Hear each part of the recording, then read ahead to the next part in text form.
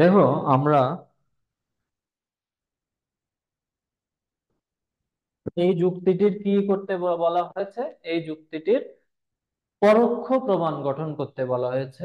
তো পরোক্ষ প্রমাণ গঠন করতে হলে সিদ্ধান্ত যেটা থাকবে, সিদ্ধান্তকে বিরুদ্ধ বচনকে অতিরিক্ত আশ্রয় বচন হিসেবে নিতে হবে। তো সিদ্ধান্ত কি আছে? কিউ ভেল ভি। এর আগে একটা নেগেশন দিলাম, এটা কোন বিধি অনুযায়ী? আইপি বিধি অনুযায়ী। এখন আমাদের কি করতে হবে? ডিমর্গান করো। ডিমর্গান করলে negation Q dot negation V. Negation Q V, এটা হচ্ছে 4 নম্বরের। আমরা কি করলাম? De Morgan. এখন আমরা যদি নেগেশন কিউ কে সিম্পলিফিকেশন করি, মানে 5 নম্বরের সিম্পলিফিকেশন করলাম।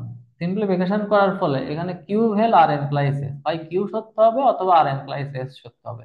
এখন ভেলের প্রথম বিকল্প যদি মিথ্যা হয়, তাহলে এটা দ্বিতীয় বিকল্প সত্য হবে। তাহলে কি সত্য হবে? আর এমপ্লাইজ এস সত্য হবে। তাহলে 1 আর 6-এর কি করলাম? 1 আর 6-এর ডিএস। যেহেতু প্রথম বিকল্প মিথ্যা হয়েছে, তাহলে দ্বিতীয় বিকল্প সত্য হলো। এটা কোন সূত্র অনুযায়ী? এটা ডিএস এর সূত্র অনুযায়ী, 1 এবং 6 নম্বরের।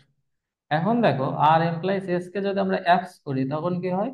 R dot S. 7 নম্বরকে আমরা কি করলাম? অ্যাপস করলাম। অ্যাপস করলে কি হলো? এই যে 2 নম্বরের যে পূর্বক, এটা মূল যোজক হলে এর আগের অংশ হচ্ছে পূর্বক। তাহলে এই পূর্বক যদি সত্য হয়, তাহলে অনুক কি আছে? টিভেল ইউ সত্য হবে। তার মানে আমাদের তখন, এই যেহেতু 2 নম্বরের পূর্বক 8 নম্বরে সত্য হয়েছে, তাহলে টিভেল ইউ সত্য হবে। তাহলে 2 আর 8-এর কি করলাম? 2 আর 8-এর এমপি করলাম। এখন এমপি। দেখো, এই যে টি ভেল ইউ, এই যে 3 নম্বরের পূর্বক ভেল পূর্বক সত্য হয়েছে, তাহলে অনুক ভেল অনুক ইউ ভেল ভি সত্য হবে। তাহলে 3 আর 9 যদি আমরা সিডি করি, সিডি বিধি অ্যাপ্লাই করি, তাহলে কি হবে? ইউ ভেল ভি সত্য হলো। তার মানে 3 আর 9-এর আমরা কি করলাম? সিডি করলাম। এখন এখানে আমার তো নেগেশন ভি আছে। তাহলে আমরা একটা কাজ করি, ভি ভেল ইউ, এই 10 নম্বরকে কম করে উল্টে ফেললাম।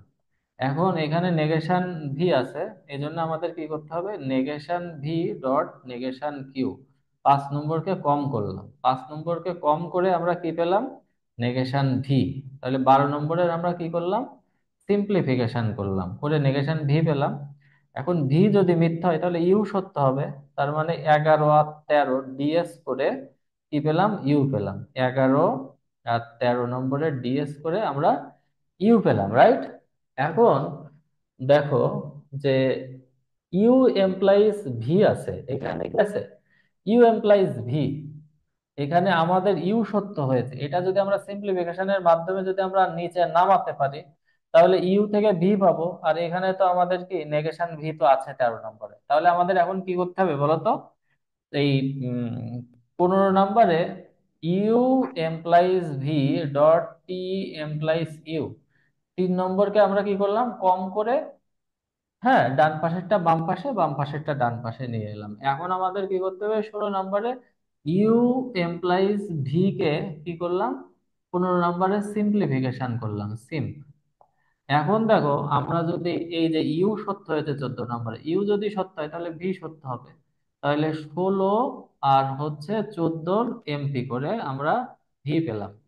এখন আমাদের এখানে কি আছে? নেগেশন ভি, আর এখানে ভি। তাহলে ভি ডট নেগেশন ভি। তাহলে এটা কত কত? 17 আর 13-র কনজাংশন করলাম, 17 আর 13 কনজাংশন করলাম। এর মাধ্যমে আমরা দুটো স্ববিরোধী, এর মাধ্যমে আমরা কি করলাম? দুটো স্ববিরোধী বচন পেয়ে গেলাম, রাইট? তাহলে এটা যদি জি স্যার। আমি বলি যে তোমরা ব্যাখ্যা লেখো, তাহলে লিখবা প্রথমে আশ্রয় বচনগুলোকে পরপর নিম্নক্রমে পরপর লিখে সে সর্বশেষ আশ্রয় বচনের ডান পাশে সিদ্ধান্তটি লেখা হলো। এবার সিদ্ধান্তটির বিরুদ্ধ বচনকে 4 নম্বরে অঙ্গীকার করে নিয়ে পাশে, তার পাশেই অতিরিক্ত অঙ্গীকারকৃত বা প্রাক স্বীকৃতিমূলক বিরুদ্ধ বচনের ডান পাশে আই ডট পি লেখা হলো। তারপরে এইগুলো করে 18 নম্বর বচনে একটা স্ববিরোধী বচনে উপনীত হওয়া গেল। পরস্পর দুটো বিরুদ্ধ বচন মানে উপনীত হলো। মূলত সিদ্ধান্তকে অস্বীকার করার কারণে এটা বিরুদ্ধ, এই বচনটি কি হয়েছে? এখানে স্ববিরোধিতার উদ্ভব হয়েছে। আর এটার মাধ্যমে পরোক্ষভাবে প্রমাণিত হলো প্রদত্ত যুক্তিটি বৈধ। ক্লিয়ার? বুঝতে পেরেছো? জি স্যার। ঠিক আছে, তাহলে আমাদের এই ব্যাখ্যা হয়ে গেল এই অঙ্কের। যাই আসুক না কেন, আমার মনে হয় তোমরা সবাই পারবে। আগামী ক্লাসে আমরা মানব তত্ত্ব অধ্যায়ে যাব।